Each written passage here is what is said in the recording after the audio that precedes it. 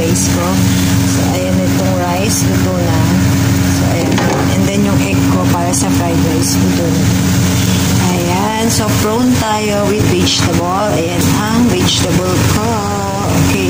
At ito naman ang aking prawn. So, nakamarinate na. So, nagsisimula na si Inday. Ito naman.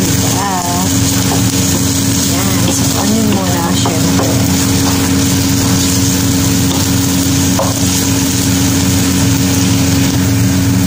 So, ayan yung garlic para sa rice. So, sabayan na yan. Ito naman para sa prawn ko at sa vegetable.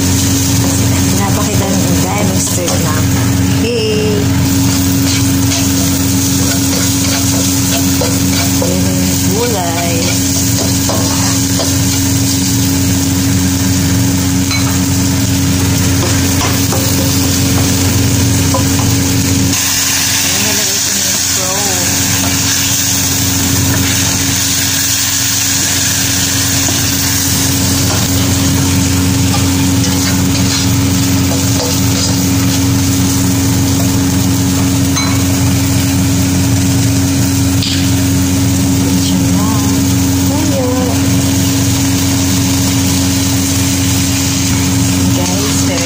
Seasoning.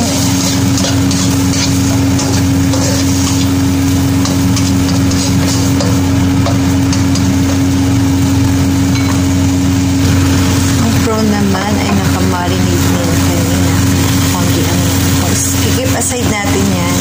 Tapos yung vegetable na yan.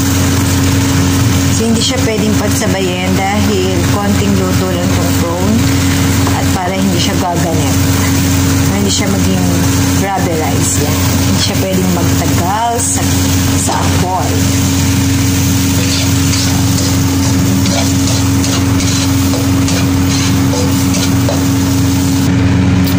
Ayan guys, parehas na ulit silang empty. Dito naman para sa rice ko at ito yung vegetable. So, ito na yung keep aside ko na to para sa rice later. Sa Chinese rice ko na yan. Ayan.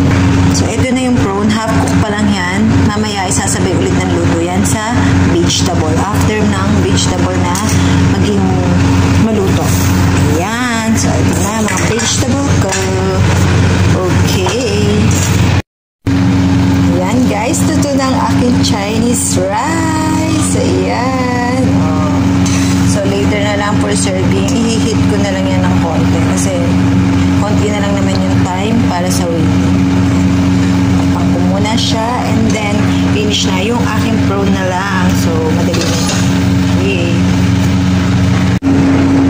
So, guys, ayan na ang Chinese salad ni Inday. Ang kulang na lang dyan on top ay ang avocado at saka yung dressing niya. So, yung dressing niyan, medyo matamis, maanghang na medyo maasim. Ayan. So, yun yung pinag-mix-mix na lasa ng dressing niya. Masarap. Ayan, guys. So, nasa rep na yun. Later, i-mix ko na lang pagka-serve. So, ito na din ang aking pang-garnish sa aking mga food later. Ayan. So, guys, ayan na ang aking prawn with vegetable and Chinese style. Okay. Ayan na. Tapos na. So, konting time na lang. Maluto na lang siya. And then, ang aking rice, ayan na. So, meron na yung metal sa ilalim kasi heating na lang siya. So, luto na talaga yan. For serving na lang. Hintay ko na lang yung pagdating ng aming sir. Yan. Ito naman ang aking Chinese fried rice. Okay.